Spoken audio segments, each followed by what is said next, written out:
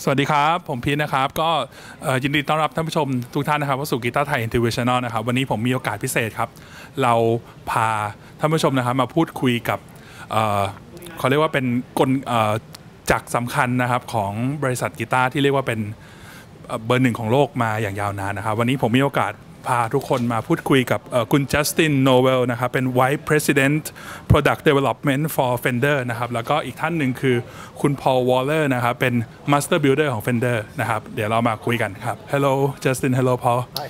Okay how are you doing Very good. We're very excited to be here in Thailand and able to bring the Custom Shop Roadshow to Bangkok. Okay so the Custom Shop Roadshow is celebrating the 60th anniversary, right? So Yes. Can you talk more about this project? Yeah, it's a guitar that it wasn't the first electric guitar, it wasn't the first solid body electric guitar, but it was the guitar that changed modern music. And for 60 years, it has not just existed, but it has been at the front of modern music. And that's because it's so versatile. You've been able to play from old rock and roll and Buddy Holly to surf music to classic rock to blues, punk, metal. The Stratocaster can play any style of music, so it remains vitally important to this day. And we want to celebrate the history, remember the history, but also look forward towards the next 60 years, and that's what we're celebrating this year. Okay, and we talk about the guitar that changed the world, Yeah. right? And it has been an icon for like music Yeah. for like past 60 years. So in your opinion, what is the good guitar should be? What is the... Good guitar, good Good guitar should be. A good guitar should be expressive. A good guitar should allow you to sound like yourself and be able to have your own voice, which is one of the reasons the Stratocaster is so important, because you can hear Eric Clapton when he plays, and you can hear that it's a Stratocaster. You can hear Stevie Ray Vaughan. So that expressiveness, the way that you hold the guitar close to yourself and it becomes one, is really what the hallmark of the Strat is and what makes it a great guitar. Okay, and I would like to ask Paul, as a guitar maker, okay, so what factor made guitar sound good? It's a soup, and there's lots of ingredients, and you got to make the flavor just right for the player.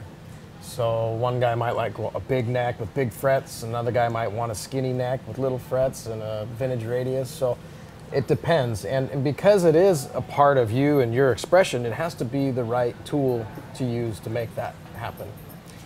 Yeah, and a builder like Paul has the knowledge and the wisdom and the experience to be able to pick the right ingredients that would go together in the recipe of what a guitar is. So, different combinations of things that work, but the right combination that always makes a great guitar, just depending on whatever you want it to be.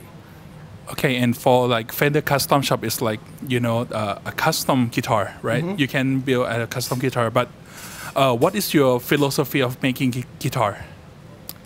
For me, it's I spend a lot of time on the neck. The neck is the most important part because that's where you really won with it. The body is just kind of resting on you, and you got a pick in your hand most of the time, but you're holding the instrument by the neck. So I want that to be something that feels like it belongs to you, and so to me, the neck is the most important. That's what fits or doesn't fit. When you pick up a guitar and you strum a chord on it, the way that the neck feels in your hand, it either you feel like it fits and it works or it doesn't. So. Okay, so as the neck is very important, so how to make a good neck, a neck with like a good touch? I spend a lot of time shaping the volutes and rounding the fingerboard edge, and then, talking to the customer to really dial in what it is they want to see or feel on the guitar. So if they want a vintage radius or a flatter radius, a fret wire, that sort of thing, and that all plays a role in how the guitar feels. The taller fret wire is going to feel like a bigger neck just because the strings are a little further away from your thumb when it's all said and done. So, action, playability, all that stuff it plays a big role. Yeah, and the Fender, you know, one of the hallmarks of a Fender is that everything is kind of curvy and very smooth. And so one of the things that the custom shop does a great job with is really blending everything, making everything smooth. All the neck edges are really rolled over, so it really feels worn in and broken in, and so it's very, very comfortable. So you're playing, so you're not even having to think about it so much while you're playing. Okay. And about the neck, there's like some the questions that guitarists keep talking about, right? What is the pro and con between slapboard and round lamp? It just kind of depends on, you know, where you come from. Originally, flat lamb was sent out, and everything that has been changed on the guitar had a purpose. It was to try to make the guitar better. So flat lamb went out to the world, and they had problems with the necks distorting. So round lamb was to change to make little islands of wood where the frets were, so that it wouldn't change and distort the neck over time.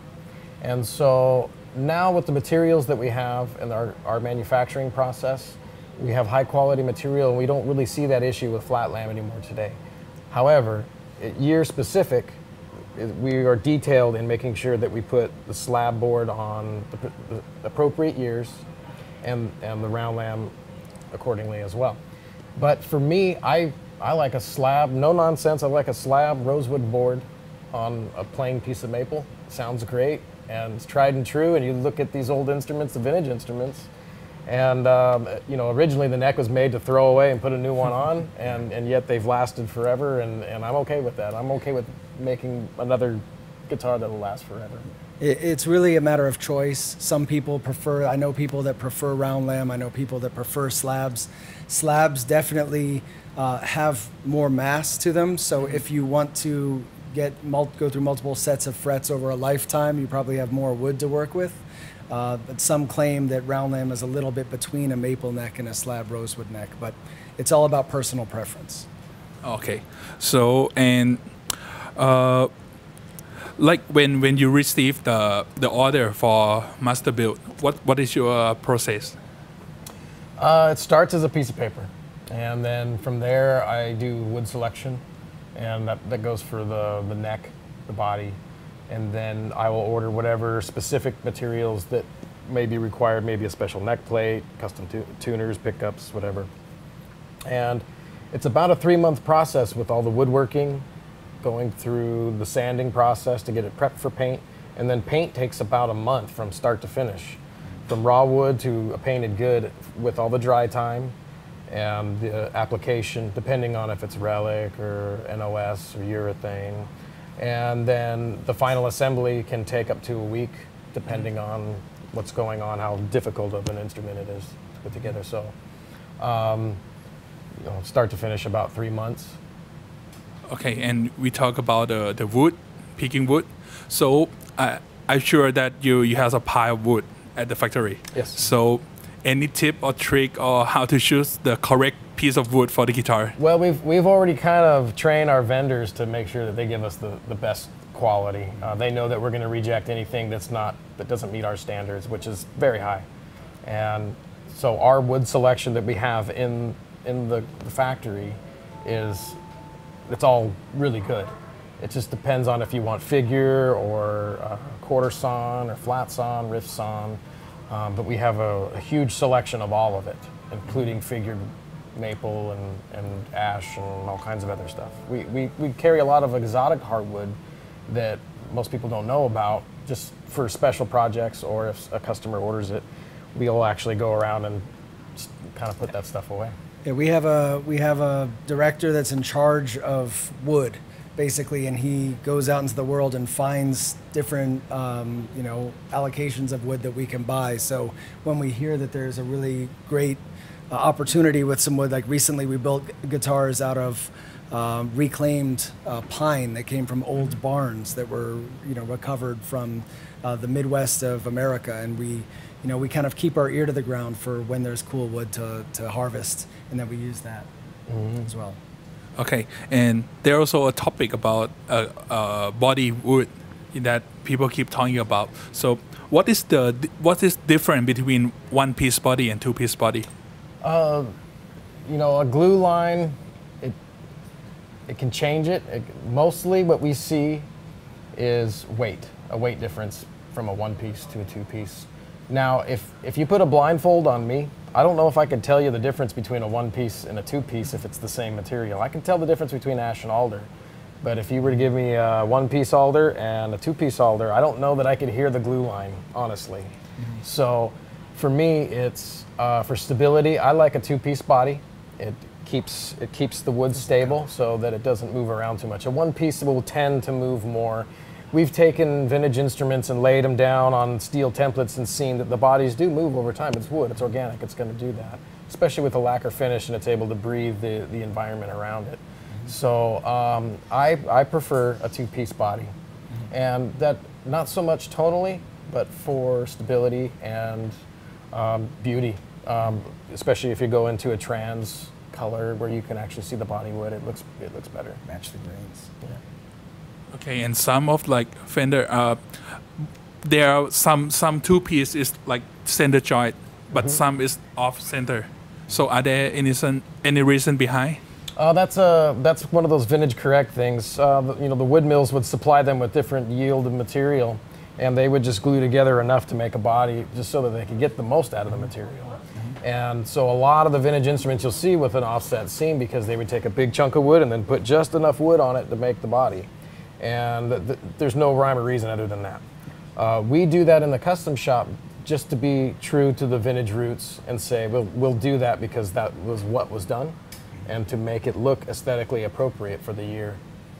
It's just basically Leo Fender, you know, was efficient and he didn't want to waste anything. Okay. So that's really the only reason. We have done on tribute models, like the Brownie Eric Clapton tribute model had a three-piece body, but it was about a half and then two separate quarters, and the seam line was actually a little bit diagonal. And we do replicate that to make it exactly like it is, but it's not for tonal purposes at all.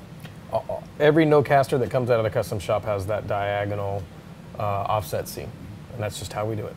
Okay, so, and there's also a voodoo about relic guitar. You know, there's some, you know, I think there's a lot of things to talk about. So can you share us about relic, how to make relic? Most of it's proprietary information, so I can't tell you how I do it. No. Yeah. But I think the reason why so many people go to the relic is a couple different reasons. The vintage market is so expensive, hard to attain. So we deliver a product that is exactly or even better than some of those vintage instruments with the same tonal qualities and feel for a fraction of the price. To that, a vintage guitar feels broken in, it feels worn in. Like an old pair of pants or something, you put them on, they're just comfier. When you get the new ones, they're a little crispy, and you got to break them in. And so the worn-in guitar is a huge part of our business, because it feels like you've already owned this guitar for a long time. And I think that's what is really drawing in the customers now. Yeah, and it speaks to the greatness of the build of a Fender, the original design. It's so stable. A lot of other guitars don't get, vintage guitars don't get as beaten up and don't get that heavy relic look because they break before they get that far. You know, headstocks that snap or whatever else. And Fenders, you know, at one point Pete Townsend stopped playing Fenders because he couldn't break them, the Stratocaster. So, you know, the fact that they never break, when Stevie Ray Vaughan would drag the guitar every night by the tremolo arm, that broken in, beat up look, but still playing every night, is intrinsic to a Fender. Okay, it's like telling the history of Fender guitar by aging. It's really. like scars. It's like looking at, you know, it's a life story in scars. Yeah, exactly. Yeah. So it like add a life to a guitar. Yes, absolutely. Okay, and Paul also famous for making an archtop guitar. Yeah. Okay, so the construction of this type of guitar is different from the solid body, right? Very different. So what factor make archtop guitar sound good? It's a different animal altogether. Set neck, tons of hours in fabrication of everything, including parts. bent sides. It's traditional construction with a hand-carved top and back. You're talking about a resonant chamber versus just a slab of wood with a couple pickups in it. So it's kind of like a big Gretsch guitar in a little Tele package. And I just kind of wanted to marry the two just to see, see what, throw it against the wall and see if it sticks. And that one sure did stick. Yeah, that's cool. Thanks. Okay. And also, you're also famous for making bass too, bass guitar. Mm-hmm. Yeah. So the construction is similar to solid body guitar, but any factor that, do you need to add any special thing to the bass, making bass? It's, for whatever reason, it takes me longer to make a bass than a Strat. I think it's because I don't make as many and I'm not as... Oh, it's bigger. What's that? Bigger yeah, piece. That's it. You got to be more careful you don't bump stuff with it because the neck is hanging way out. But I like it. I like playing bass, so when I get a bass, it's like I make it like it's mine. I can make all my guitars like they're mine, but the bass is like I pick it up and I prefer low action, so I'll set it up really low, and I do that on all my guitars because I have this thought that it goes out if you get the guitar and it's already really low. Maybe you don't prefer low action, but you know that you can raise it up with a couple wrenches. But if it's high, you don't know if you can go low and still play it. So I do that on purpose so that people can see how well everything is made, the construction of everything, so that when they play it, they go, wow, this thing is really, really low.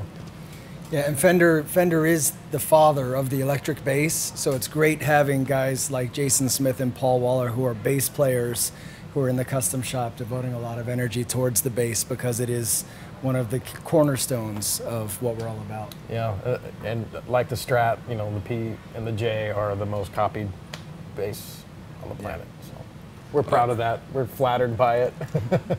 Okay, so you talk about the low action, right? Low string. Okay, so what is a good setup should be for like any string instrument, guitar and bass? For me, I like not too much relief in the neck, and it should be able to play it with the lowest action possible without it fretting out or buzzing or anything. And that's due to every step in the process, making sure you do everything correct along the way in the construction of the neck.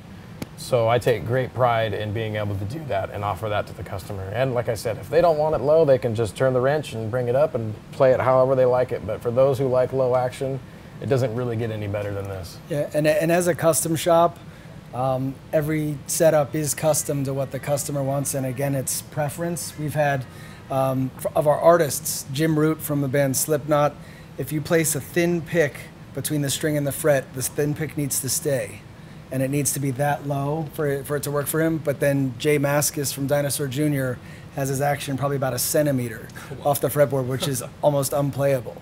So again, it's a matter of, some people like to fight the guitar a little bit, and some people want it to play itself. Yeah. So he has to be able to do everything in between. Yeah, I'll make it however you want, but I just want it low. Yeah. And that's how I like it too. Yeah. Okay, and if the audience already bought a Fender guitar and they want to set up the guitar by themselves, any advice for them how to start? I would, if you buy a custom shop guitar, it comes with the toolkit, Cruise toolkit inside. And that has the measurements that we use from the factory, and those are the setup specs how we send out every guitar from the factory. And they can change, especially like today. It's raining, it's very humid and hot. The necks are open to the environment with the rosewood boards, and they will move. That's why the truss rod is adjustable, and that's why everything else is adjustable. So the Cruise toolkit allows you to measure everything and see if it's moved and put it back if you need to, and it has all that information on the ruler.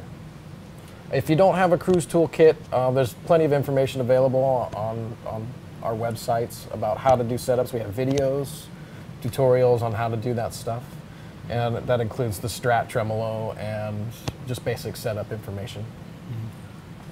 Okay, so and each Masterbuilder have unique kind of like soft tone, right? So what is your soft tone?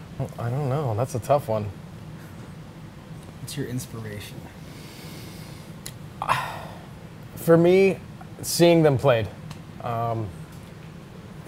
if I make a guitar and it hangs on a wall, it doesn't, that's great that someone looks at it and thinks it's beautiful, but to actually see it go to someone who can actually play it and then deliver that piece of art to other people's ears, that's what it is for me. And I've always liked going to a live show and seeing the way that the guitar looks on stage with the lights hitting the strings and the audience giving the energy back and that full circle going. So I think that's the main inspiration. And the level that Paul's at, you have people playing at the Super Bowl or people playing on like the Grammy Awards or really major stadium shows, and they're playing his guitar, and that's really amazing. That's like a dream come true, Yeah. Okay, and do you have any masterpiece that you already made? I do have one that I brought with me. I sent actually ahead, so that's here. And then there's some other, there's photos on the internet of some of the stuff. We have books available, and our latest custom shop book, The Dream Factory, that's available with lots of current pictures. You just did that guitar for Troy Van Leeuwen from Queens of the Stone Age. He just did a double neck, his first double neck, which is very cool. Yeah, and you can see that video on YouTube, and that's I think the keyword, you can look it up for Fender Custom Shop or Troy Van Leeuwen, Queens of the Stone Age. Yeah. And I highly recommend seeing that. You can actually see the process start to finish of that instrument from just our conversation together with the artist, and then moving along and making templates and cutting wood and painting all the way to the end delivery and playing, and then playing on stage. So I highly recommend checking that one out. Okay, so if the guitarists want to order the Masterbuild, what they need to know before start discussion with the dealer? I think you need to know what it is you want. Particularly, obviously you need to figure out if it's a Strat or a Tele or bass or a Jazzmaster, whatever. And then you need to find if it's going to be an era-specific guitar or if it's going to be a tonal thing. There's different quests and different people. And not only that, but sometimes you'll order one guitar for tonal purposes, and then you'll come back and order another one because aesthetically that's the one that you like to see. But you got to have a direction, at least start in a direction, and then you can talk to the store. And a store like this, a beautiful store like this, you can come in and get the right direction from the professionals that are there. Checking out a good selection of guitars is a great way to start to figure out which kind of neck you like the best, which pickups you're kind of leaning towards, and then you can start to put together those ingredients for a Masterbuilder to cook into that recipe. Yeah. Okay, so maybe the last one. Why Fender? Fender is the sound of rock and roll. It defined an era, and it is the most versatile instruments out there, and it changed modern music forever with the electric bass and with the Stratocaster, with Fender amplifiers, let's not forget. And it has been the soundtrack to everybody's life for over 60 years in every style of music. So they're versatile, they're affordable, you can personalize them. So they're really the best choice, and they've become so big that now you see them on t-shirts and in movies, and it's just become a symbol for freedom and rock and roll and creativity and expression. My first guitar was a Fender. It was a Squier, and I'm kind of bummed because when I was a kid, they don't have the selection that they do now on the Squier, and I'm blown away. I'm blown away at the availability of a very affordable instrument, and it's actually a high quality instrument at that price point. It's like a lot of bang for the buck. And I would do it all over again. I ended up taking that thing apart several times trying to see what makes it tick, and now here I am. That was the beginning. Yeah. Okay, so thank you very much for your time. Thank you. Okay, so hope you like Thailand. I hope you come back again. Thank you. Love to. Okay ครับผมก็หวังว่าคงจะได้ความรู้กันนะครับแล้วก็สนุกกันนะครับแล้วก็เดี๋ยววันนี้ต้องขอบคุณ Music Concept นะครับสำหรับโอกาสดีๆแล้วก็สถานที่ดีๆนะครับแล้วเดี๋ยวมารอดูกันว่ากีตาร์ไทยอินเทอร์วิวเทปหน้าเราจะพาไปคุยกับใครวันนี้ผมลาไปก่อนนะครับสวัสดีครับ